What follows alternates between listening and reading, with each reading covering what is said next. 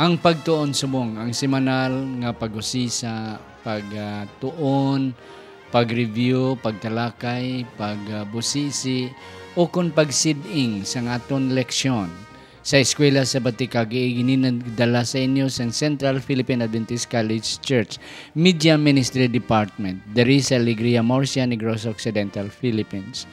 Ako si Pastor Luisito Tomado, ang inyo host, kag sa sinigin nga tiyon, ang akon upod wala sang liwan ang aton church pastor diri sa CPAC Church, wala sang liwan si Pastor Frances Doroy. Pastor, mayong adlaw sa imo. Mayong adlaw, Pastor. Kag salamat sa Ginoo, makapadayon naman kita sa pagtuon sa mga pulong sa libro sang Bugna. Yes, Pastor, ari na kita sa leksyon 10. Para sa Marso 2, tubtob Marso 10. Kagkabay pa nga ang Dios magaupod sa aton, Pastor, sa aton nga pagtuon kay kanami sa aton leksyon ang walay katubtuban nga mayong balita, the everlasting gospel. Apang, Pastor, sa hindi pa aton na may pasalamatan ang aton mga kauturan, hindi lamang diri sa Negros Occidental, dira man sa Negros Oriental, sa Iloilo, sa Antique, sa Aklan, sa Capiz, sa Guimaras, kag ang aton mga kauturan sa Southern Mindanao, aton mga kauturan dira sa may South Cotabato, North Cotabato, Sarangani Province, Sultan Kudarat, bisan pa sa Maguindanao. Aton mga kauturan sa Masbate, sa Romblon, sa Palawan, sa Mindoro. Kag aton mga kauturan diri sa ASEAN countries, aton mga kauturan nga mga Ilonggo dira sa North America, sa South America, sa Europa, sa Middle East, sa Australia, sa New Zealand, kag sa iban pa nga mga sulok sang kalibutan. Kabay pa nga ang Dios magaupod sa aton. Kag subong man, Pastor, hindi gid kuya malipat sa pag-mentionar sa mga tao sa likod sang kamera, si Engineer Frederick Linatan, Sir Elberry Tapaya, Sir Rodel Vargas. Si kun hindi ang ilang sakripisyo, wala ini, Pastor, ang aton ang aton nga pagtuon, aton programa. Kag ang aton mga supporters nga nagbulig patindog sini atong studio, kag even do nga hindi pa gini kompleto, wala pa ta mga furnitures, but nevertheless ato na siya nagamit. Kag one day soon makumpleto na ni Pastor kay damo sa mga tao nga nagsaad nga they will give financial support sa pag-furnish ang aton studio. Amen. Ang Ginoo magapakamayo sa aton. Aton iduko ang aton mga ulo, mga kauturan sa aton pagpadayon sa pagtuon, aton pangabayon si Pastor Doroy sa pagpangamuyo. O may naman nga langit nun, salamat sa kamatuoran kag kapawa ang imong ginahatag sa mga katawhan. Nagapangabay kami Ginoo nga ikaw magauna, magaabli kag bukas sa amon mga tagipusoon panghuna-huna agon maintindihan namon Ginoo kag amon makinabuhian ang imo mga bulawanon nga pulong sa sinigid nga mga tinion sang kalibutan. Kag salamat sa Balaang Espiritu, mahin kaupod namon, magatoy-toy sa amon nga pagtuon, upod man sa among mga tagasunod sa sini nga programa sa ngalan ni Jesus. Amen. Amen. Salamat, Pastor, sang matahom nga pangamuyo. Ang aton sadsaran nga teksto makita sa Bugna 14 versikulo 12. Nagasiling, yari ang panawag nga sa pagpailob sang mga balaan. Sila nga nagabantay sang mga sugo sang Dios kag sang pagtuo ni Jesus. Ang Dios magapakamayo sa aton. Pastor, ari na kita sa leksyon 10. Kag ini siya ang aton makita sa Bugna 14. Sa nagligad nga semana kita gyapon upod nga duwa ang aton gitunaan ang Bugna 13. Ang pagpamigos kag ang paggamit ni Satanas sang duwa niya ka mga upod. Ang drago ang ang sapat nga halin sa dagat kag ang sapat nga halin sa duta. Kag aton tidto na explicar sing maayo nga ang representar ang sapat nga halin sa tubig, representar sang pagan and papal room. Then ang sapat nga halin sa duta amo ang halin sa may Estados Unidos. Pwede gyapon ang Russia, pwede man ang China kay mga influensyado man sila nga mga nasyon, pero sa religious freedom wala sing makalupig sang gin-offer sang Amerika. Kagti ang sapat nga halin sa may duta kanami nga sapat, it represent friendly nation, open nation, religious freedom is exercised, but eventually mahimo siya nga daw dragon ang iya nga ka isog. And now wala na kontento ang dragon, ang mga sapat. Ang ilan naman nga ginlagas ang mga nabilin, the remnant of that woman. Kag amo ni ang sentro sa aton nga pagtuon sa sini nga semana. Yes, Pastor, anong imo di nga nasiding nakita nga mga punto? Sa nakita ta Pastor sa nagligad nga kapitulo sa 13 nga paagi ni Satanas kag sa iyang duha ka makaupod ang bilugid nga kalibutan daw na dayaan gid niya Pastor. So ang ginahimo man ang Ginoo naghihimo man siya sa pagproklamar. Isa man kadako nga pagpangwali agud nga ang tanan gid makahibalos sa walay katapusang balita kag makahimo sila sa ilang pagdesisyon. Tama ini siya ka bilidhon Pastor, tama ni siya ka importante bangod nga diri nakasalalay ang tag sa katawo ang ilang kaluwasan o kun ang atong kalaglagan. Yes. Ang leksyon naton Pastor sa nagligad nga semana, may marka ang sapat. Kag nakahibalo ang sapat nga ang Ginoo magamarka man sang iya katawhan. So naghimo man siya sang iya nga man nga marka to counterfeit sa paglimbong sang katawhan sang Ginoo. Nga bisan pagani ang mga pinili malimbungan pa. Yes. So sa nagligad semana ato natunan nga ang marka ni Satanas ang sa agtang kag ang sa kamot. Yes. Pero sa siniya karon nga semana atong tunan ang marka sang Ginoo nga ibutang sa agtang. Yes. So that's it. So ang leksyon 1 Pastor, and this is about the three angels message. Kag Pastor, masala man guro ako sa pag-conclude nga daw wala man sang iban nga reliyon nga nagawali sang tatlo ka manugtunda. Oo. Kay on the first place siguro they are not in the position to preach the three angels message kay wala na nila gina doktrina kag wala nila na gina emphasize kay kung nila na emphasize maigo gyapon sila. Mahimo gi sila Seventh-day Adventist. Is that true, Pastor? Yeah. Ang isa siguro nakita ko Pastor nga hindi ka basta wali sa bugna Pastor kay naangot siya abi sa Daniel. So kung hindi mo mapatpat maayo sa insakto ang Daniel, hindi mo man mapatpat ang bugna. Kag ang bugna amo ni ang summary in fact sa tanan nga mga libro sa Bible. Yes. Kag ang three angels message Pastor, sangligan nga si mana aton gin-emphasize. Nga kun aton i-summarize ang the book of the Revelation from Revelation 1 to chapter 1 to chapter 22. In one word, it's about worship. Di kun worship ang hambalan Pastor, ang bugna wala gid grabe gid ka klaro nga aton simbahon ang nagtuga sang langit kag sang duta. So kun magsiling kita tuga Pastor, it boils down sa ikapito nga adlaw nga inog pahuway kag adlaw nga inog simba sa Ginoo. And we will be studying some more about that this week Pastor. Yes. Ano ang three angels message Pastor? May word ring nga everlasting gospel.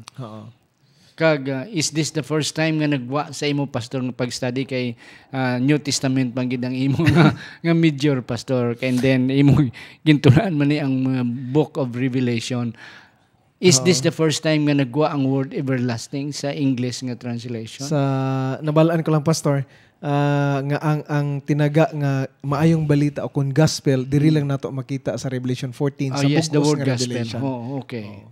So daw isa lang gid siya ka word in the entire book of Revelation. Diri gid sa first angel's message. Okay. Yes. And then may adjective siya, may descriptive siya nga gospel nga everlasting. And what is the word everlasting Pastor? Walay katapusan ng maayong balita. Sabot silingon Pastor, ini nga maayong balita way ni siya galiwat. So kontra man ni siya Pastor sa mga gitawag naton dispensationalism. Okay. Nga damo man ni nagpati sini nga sa daan nga katipan Amo tong balita. lain ang gihimo sang Ginoo. Ang tao maluwas paagi sa kasuguan. Diya sa bag-o nga katipan, ang tao maluwas man paagi sa bugay. Yeah. So May iban gani nga reliyon nga 7 dispensations sa ila.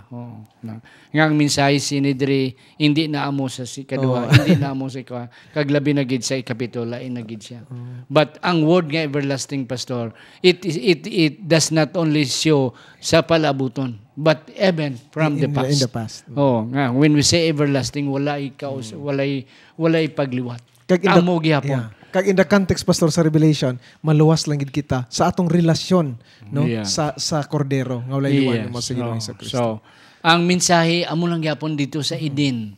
Ang mensahe amo lang gyapon dira sa may Old Testament, sa New Testament, and the Middle Ages, and now and even in the end, kung may end man gid, the same message, everlasting Matuod din ang gospel. Yes. Kag dayon, loud voice. Anong kalugan, pastor, sang loud voice? Ako nakita diri. When we say, magsinggit bila kita, pastor, sa aton mga bata, kung may masinggit kita, there is something very important. Isn't it? Ngayon kasinggit kita. Kay kung hindi importante, utik-utik ta lang But since importante, tagaan tagid emphasize. Kay in the context, pastor, sa Revelation 14, tsak to nang gihambal mo, pastor, kay ti na intuan na mo. Di ba paagi sa sapat nga nagalin sa duta, gisugo na niya bilog kalibutan, simbahon ang sapat. Singgitan gid paagi sa maing balita. Agod nga makabugtaw. Sakto na, pastor. Kung aton ibutang sa aton nga kahimtang subong, kung masinggitan ka, mayanghag ka, makibot ka, and then mahatag gid attention. Sang sa hutik-hutikan ka lang daw wala hindi importante. But when you shout with a loud voice, there must be something important. So that's why the angels here, the 3 angels, ang description with a loud voice. Nagsinggit because these messages are really important. Very important. Kaya luwas pa, pastor, katapusan ining mensahe. In the context of Revelation, wala na gospel, pastor, after sa 14. No? As far as we know, amo lang ni ang katapusang mensahe. Kaya tikon lang tawon na to, bisan sa Revelation 14, pastor, pag abot na to dito sa after sa 3 angels message, second coming na. Second coming na. So, last message. Tama gid siya kabilido. Pastor, wag kita sang enough time sa pagdetalye sini. But at least we have given very important aspects ang 3 angels message. Ano, pastor, ang first angel message? So, makita nato diri, pastor, ang first angel's message actually is about salvation and judgment. Ang kaluwasan kag ang paghukom. Okay? Now, ang paghukom daw negative ini siya mga utod. Apang kung kita ayara sa Ginoo, no, kung nagakahadlok kita, kaya mo nang unang mensahe mo, sa mga nagakahadlok kag nagapakita sang himaya sang Ginoo. Actually, gaupod din silang duha, pastor. Ining paghadlok sa Ginoo nga giwali sa unang manugtunda, inibot silingon nga magpalagyo ta, kinahadlok ta sa Ginoo, no. Ang but silingon ini, pastor, gitake na to ang Ginoo nga seriously. Kag ato siyang gininbitar sa aton kabuhi, gitugyan nato ang aton kabuhi sa iya. Kag niya nagakahadlok kita, kag nagapakita kita sa himaya. So ang word nga fear, pastor, ang kahadlok, may nakita ako din nga 3 ka mga importante nga mga aspito. So, number 1 is the realization of Christ salvific work.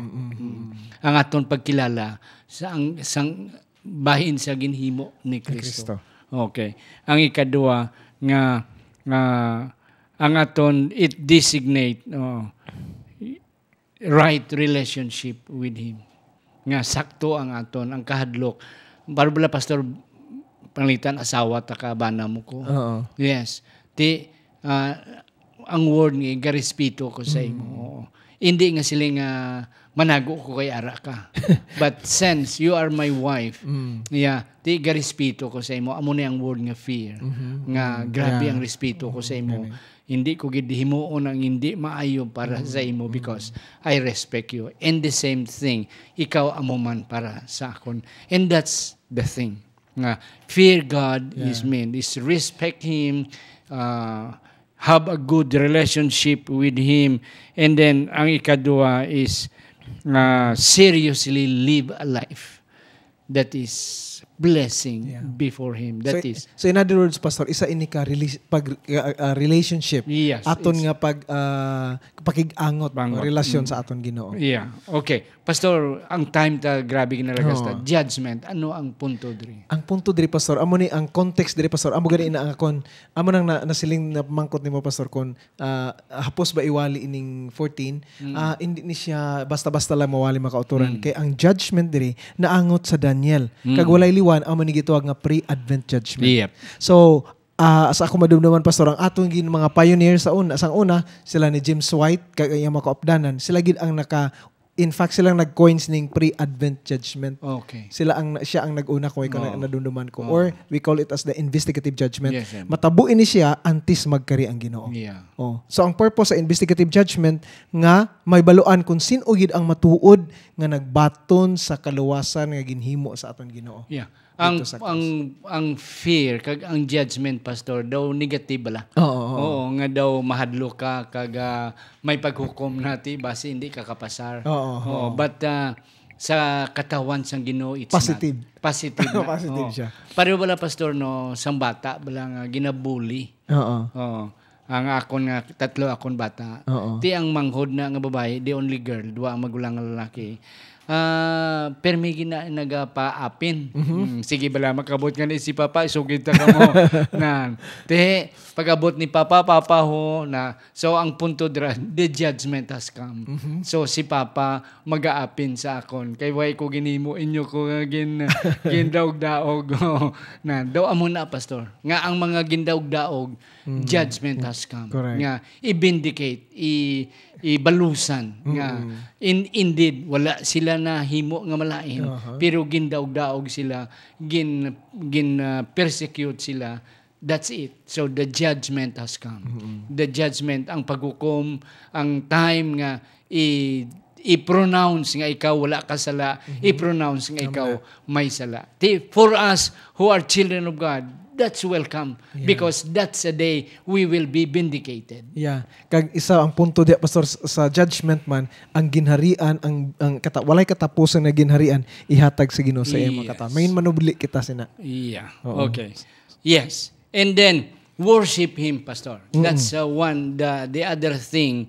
Ikatatlo na nga bahin sang first angel's message. Fear God, because the judgment has come, and then worship Him who made heaven and earth. Yes, Pastor. Any point nga imong ma-share dire? Ang issue diri, Pastor, sa kung naangot man ini siya sa Revelation 13 nga ang ginatawag bala nga ang pagsimba. Kag ang ginahimo, Pastor, sang sapat amugid ang pagguba sa unang 4 ka kasuguan. Grabe gid, Pastor, ang iyang bala. Kay kung magguba ang unang 4 sa kasuguan, actually amo man ining first 4 commandments, amo ni ang atong relasyon sa Ginoo. Ti way na gid kay utod ka na gid sa Ginoo.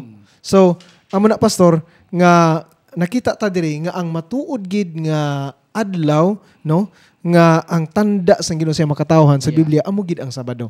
Si Ginoong Hesus, Pastor, nagbantay sa adlaw ikapito nga mong Sabado. Ang mga apostoles, ang una nga mga Kristohanon, nagbantay. Kag ang gihimo sang sapat, Pastor, nga giislan sang tawhanon. Naghimo siya sang counterfeit nga tawhanon nga institution o kun tanda nga amo ang Domingo. Yes. Pastor, akong banding nga punto. Salamat sa Pastor sa imong punto kanami. May dugang ko, Pastor. Ang worship, kinahanglan nga ang aton worship must be an intellectual worship. Hindi lang kita kay nagsimba kay tungod iba nagsimba. No, it's not. So we have to worship, and we know whom we will worship. Who we will worship. So that's why ang first angel's message naghambal nga kung sino ang dapat simbahon. Yeah. Yes. Kanami isa na yung punto nimo, Pastor, kay nadumduman ko naangot bala sa nadumduman ko sa gisiling sa Ginoo sang babae sa John 4 kung way ganag sala. Nagsiling ang Ginoo nga ang mag-worship sa iya must worship Him in spirit and in truth. In truth. So it's an intellectual. Yes. Hindi lang nga feeling, nami atong feeling or damo kami nag-worship. No, kami worship. Hindi kasadya sa worship. No, it is not the right way of worship. The right way of worship, we must know whom we worship. And then, how we will worship. See, there is a first angels, Pastor, ang gintagaan kita nga kung sino ang dapat pagasimbahon. And then, ang description, ang naghimo sang langit kag sang duta. Yeah. Yes. Which is inigani nga description, Pastor, kung atong tan-awon daw ang Revelation 14:7 nga simbaha siya nga nagtuga sa langit, duta, sa dagat kag sa mga tuburan sang tubig. Actually, Pastor, amo-amo ni siya sa Exodus 20, no? Sa Exodus 28 tubtob 11 nga amugid ang ikapito ang adlaw nga inugpahuway. Yeah. Nga nagsimba ang naghimo sang langit kang sanduta. Kagdi ang ikapat nga sugo dumduma ang adlaw nga nagpahuway sa pagkabalaan sila sa anong kaadlaw ginhimo sa Ginoo. Kag sa ikapito nagpahuway siya. And that's the kind of worship nga aton nga God nga aton simbahon sa aton kaugalingon. Yeah, kung sa lipot kung lipot ta, Pastor, sa lipot nga pagkahambal, ang magawali sini nga three angels message nagbantay gid sa adlaw nga ikapito. Kay ti amo man ang mensahe sa first angel. Balik kita, Pastor, sa dragon, balik kita sa mga sapat, counterfeit ang ilaya. Oo. Declaim nga sila mo ang nagsimbahon. But the thing is that they don't deserve to be worshipped. Kaya hindi sila amo ang naghimo sang langit kag sang duta. So hindi gid sila bagay ang simbahon. Only God who created and made the heaven and earth. Yes. Yeah, kadto kita, Pastor, sa ikaduha nga mensahe sa mga balita. Babylon is fallen. Ang Babylonia na nahulog. Ano ni, Pastor? Ang imo diri nga nasiding, Pastor. Ang pagkahulog diri, Pastor, amo ang atong ginsaysay ini sa ginpaathag ini sa Biblia nga ining pagkahulog niya, Pastor, is progressive. Inanay. Amat-amat. No? Nahulog siya but silingon. Ang context nato diri, Pastor, ang 12 di ba si Satanas nahulog? Yes. Ginhulog diri sa langit diri sa duta. So ang nakita nato diri, Pastor, nga kun ang papasi kag ang apostate Protestantism, no, nga ang mga mag-upod sa iya kag nakita naton ini nga fulfillment, Pastor, bisan sa atong tion subong nga kung mangin ang ilang pag-unite sa kalibutan mangin isa na gid then mahimpit ini siya ining pagkahulog sa ini nga mga apostate churches. So, Pastor, ang description sang second angel is that Babylon is fallen. May another pagid praise, the mother of harlots. Ang nanay sang mga wala ko ma-review akong Biblia, ang nanay sa mga hindi manami ng mga kabataan. Hindi ka man magnanay, Pastor, kung way ka bata. Oo. Pwede ka maasawa, pero hindi ka matawag nanay kung way ka kabataan. So in other words, ang description sa second angels, the mother of harlots. Sa aton pa may mga kabataan ni Pastor. Kabataan,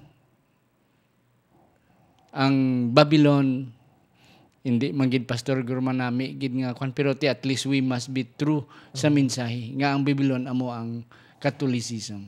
Yes. So ang iya mga anak, ang mga anak nga hindi man Catholic pero ang teaching is just almost the same. So maabot ang adlaw nga initanan sila mahulog. Mahulog. That's why amo na siya. So tanan nga mga reliyon, Pastor, basta wala ka simba sa adlaw nga nagpaway, mahulog kag magasunod sa tradisyon, kag sa mga pagtudlo. Ang nagituag diri, Pastor, ang alak, no? Bino. Ang bino. Nga gipainom niya. Gipainom sa Babylon sa bug-os gid nga kalibutan. So mga kauturan, eventually ang mga bisan ano kanami kadamo sa mga pastor, mga Adventista nga nagguluwa kay nagsimba sila kay nami kuno didto ang simbahan didto mabiabihon, welcome ang didto tanan sa Adventista kuan inang ang pagsimba. That's correct. We need to reform our church, Pastor. Nga ang atong worship must be not just entertaining but must be spiritualize. That's why ako nga maestro kita sa aton mga estudyante diri sipak mga pastor naton mga estudyante. And I always emphasize nga ang aton simba hindi naton yayaon. It should be a nice one nga everybody who will come to worship will really feel that there is the Spirit. Yeah. Nan.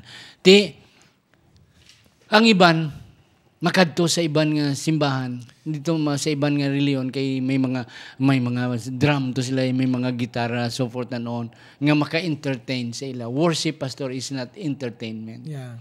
Yeah, worship is worshiping the true God. Right.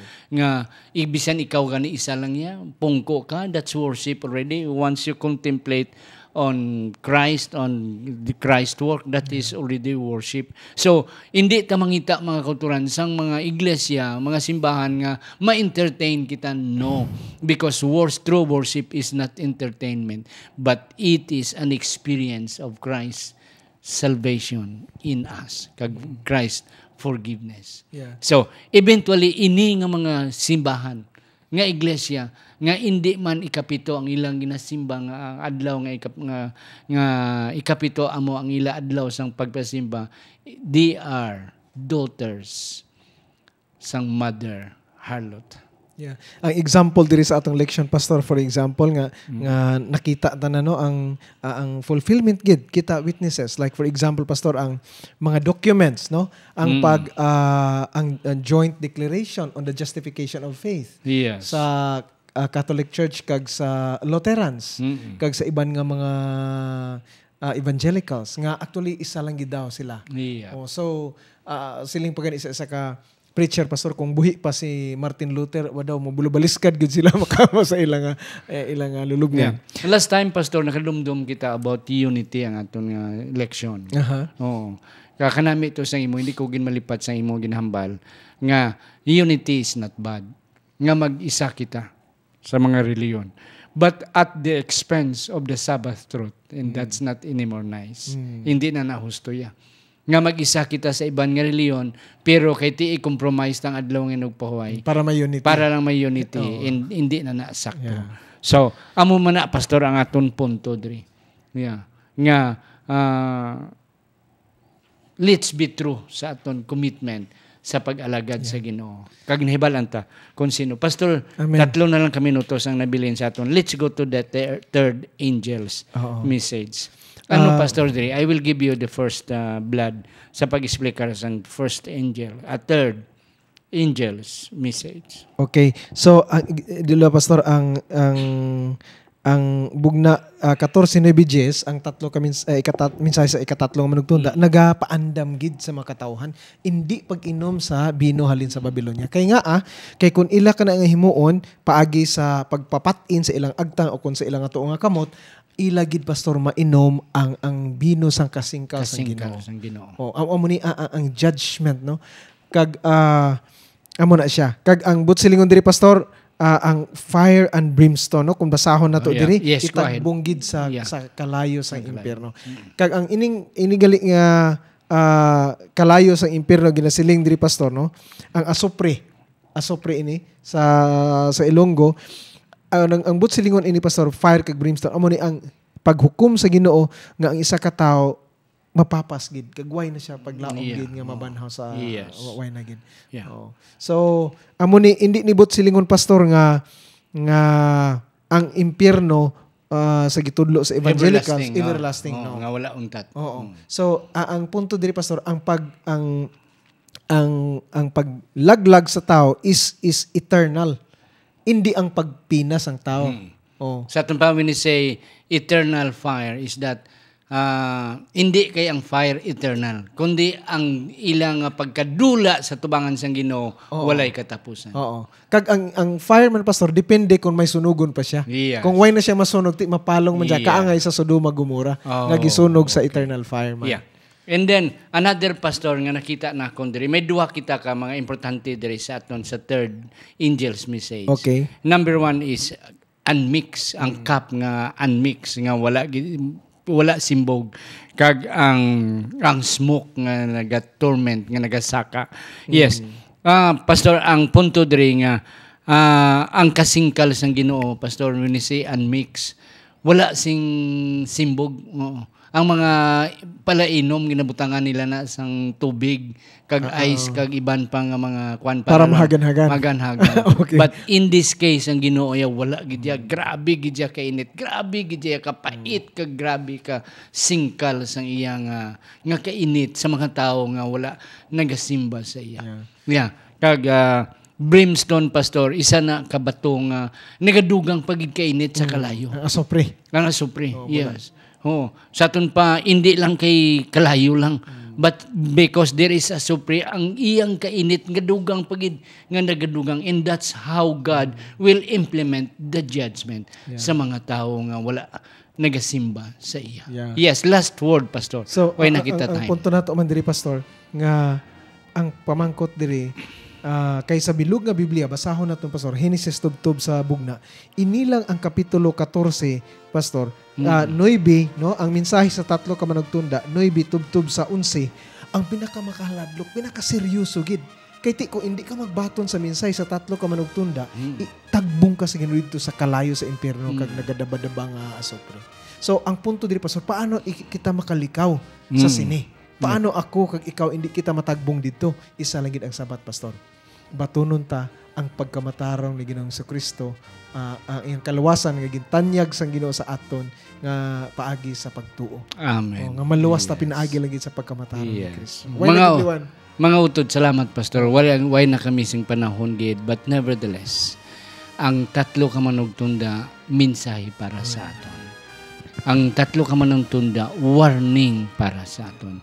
Kagamo ni ang core sang mensahe sang aton iglesia nga aton hinigugma kag aton nga palangga nga iglesia nga magapabilin kita sa pag-alagad sa Ginoo pinaagi sini nga iglesia. Pastor, hindi makaluwas ang iglesia, but ang iglesia gatudlo kung paano kita maluwas, nagatudlo sa manluluwas nga si Ginoong Hesus. And then tungod kay may kaaway siya, buhaton sang kaaway ang tanan niya nga hindi kita maluwas, but we were given the warnings, we were given the message. Let's hang on until He comes. Maluluyon kag langit no namon nga Amay, salamat sang panahon nga imo ginhatag sa amon. Salamat nga bisan wala ginamon natungkad ang mga punto sa leksyon kag sa bugna 14 apang may dalagko kami nga mga punto nga nabalon kag amon na diskubrihan sa sinigid nga tion. Salamat sang kaluwasan. Salamat nga may Kristo kami nga amo ang amon sentro sang amon pagtuon, ang naghimo sang langit kag sang duta. Sa ngalan ng Ginoong Hesus nga amon manunobos. Amen.